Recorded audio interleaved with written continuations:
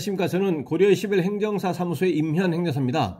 공무원의 의무 위반을 원인으로 해서 징계 처분을 받게 되면 특별행정심판으로서의 법적 성격을 가지는 소청심사 청구를 할 수가 있고, 그 소청심사 결과에 대해서도 불복하고자 한다면 법원에 행정소송 1심, 2심, 3심까지 행정소송을 제기해서 그 구체적인 결과에 따라서 감경 등 구제를 받을 수가 있습니다. 그리고 이와 같은 소청심사와 행정소송의 관계는 반드시 소청심사를 먼저 제기를 해서 그 절차를 거치고 나서 행정소송을 제기할 수 있는 필요적 행정심판 전치에 적용을 받기 때문에 징계를 받은 경우에는 먼저 소청심사를 거쳐야만 되고, 그러한 소청심사에 불복하고자 하는 경우는 그때 비로소 행정소송을 제기할 수 있는 것이지, 징계처분에 불복해서 바로 법원에 행정소송을 제기할 수는 없습니다. 그리고 이와 같은 소청심사는 징계처분을 받고 당사자에게 징계처분 사유 설명서라고 하는 것을 교부를 해주는데, 징계처분의 대상자가 피징계자가 이러한 징계처분 사유 설명서를 받은 날로부터 30일 이내에 소청심사를 청구할 수가 있겠고, 이러한 30일이라고 하는 것은 신속한 조속한 공무신분 관계를 이제 확정하기 위해서 일반적인 행정심판보다는, 불복기간보다는 짧은, 이제 일반 행정심판은 이제 90일인데 그것보다는 짧은 30일이라고 하는 기간이 정해져 있습니다. 그래서 이 30일이라고 하는 기간은 불변의 기간이기 때문에 원칙적으로 이 기간을 경과해서 소청심사를 청구하는 경우에는 부적법한 청구라는 사유로 각하될 것이기 때문에 이 기간을, 이제 원칙적인 30일의 기간을 준수해야 된다라는 것이고, 이러한 소청심사 결과에 불복하고자 해서 법원에 행정소송을 제기하는 경우에는 그 소청심사위원회의 그 결정문을 받고 나서 90일 이내에 행정소송을 제기할 수 있다, 이렇게 아시면 되겠습니다. 그래서 오늘은 이와 같은 소청심사와 행정소송과 관련한 내용을 언론 보도된 사실관계를 토대로 그 쟁점 중심으로 살펴보도록 하겠습니다. 오늘 영상의 내용이 도움이 되었다면 구독, 좋아요 부탁드리겠습니다. 그리고 이 영상의 끝부분에는 관련 영상이 연결되어 있으므로 필요시에는 참고하시기 바랍니다. 네, 먼저 제목을 보시면 강등도 취소해줘, 성추행 혐의 해임된 경찰관 징계 취소 소송 패소라고 되어 있습니다. 그 내용을 계속 보시겠습니다. 20대 신입 여순경을 성추행한 혐의로 해임됐다가 소청심사위원회에서 강등으로 징계 수위를 낮춰 업무에 복귀한 경찰관이 강등 처분도 취소해달라고 소송을 제기했으나 패소했다라고 되어 있습니다. 그래서 혐의는 이제 성추행 혐의인데, 이 건으로 인해서 이제 공무원 신분이 이제 박탈이 된 거죠. 파면 해임 중에서 이제 해임 처분을 받고, 이 해임 처분에 불복해서 관할 소청심사위원회에 소청심사를 청구했고, 그 구체적인 결과가 이제 강등 처분으로 이제 징계 수위가 이제 감경이 됐습니다. 그리고 나서 강등이기 때문에 한 계급 이제 다운이 돼서 이제 업무에 다시 공무원의 신분으로 다시 돌아왔습니다. 그래서 이제 직무를 수행을 이제 하면서 그 강등 처분에 대해서, 이에 대해서도 이제 취소해달라고 법원에 소송을 제기했지만 이제 패소했다라는 내용입니다. 8일 법조계에 따르면 제주지법 행정 1부는 경찰관 A씨가 제주특별자치도 경찰청장을 상대로 낸 강등 처분 취소 소송, 법원의 행정소송에서 원고의 청구를 기각하고 소송 비용도 원고에게 부담하도록 했다. 그 강등 처분으로 낮춰진 경찰관 A씨가 패소했고, 패소자가 이제 소송 비용을 원칙적으로 부담하기 때문에 그 비용도 원고가 부담해라라고 이제 판결을 한 겁니다. 경찰관 A씨는 경찰 공무원이죠.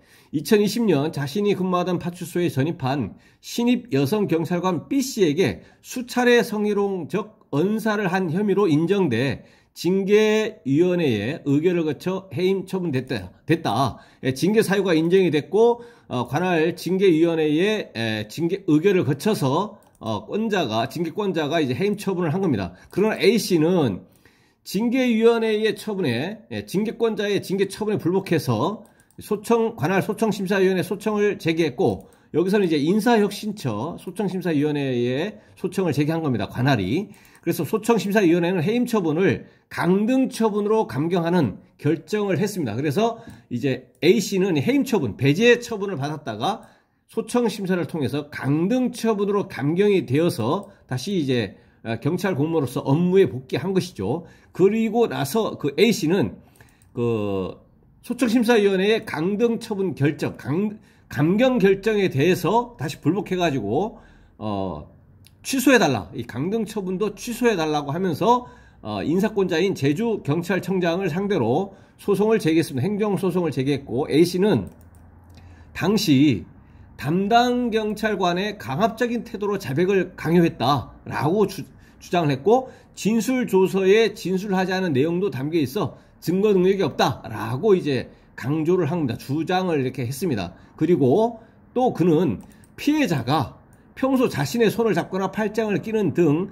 수시로 성희롱을 하기에 이렇게 했다라는 거죠. 그래서 이를 예방하기 위해 대화할 목적으로 함께 올레길을 걸었고, 문제가 불거진 뒤에는 함께 순찰차를 타지도 않았다고 항변했다. 이어서 설령 징계 사유가 존재한다고 하더라도 평소 피해자가 자신을 유혹하고 성희롱해 원인을 제공한 피해자에게도 상당한 책임이 있다라고 하면서 여러 차례 표창을 받는 등 모범적으로 근무해 한 점 등을 고려하면 징계 처분은 비례의 원칙을 위반했다고 덧붙였다.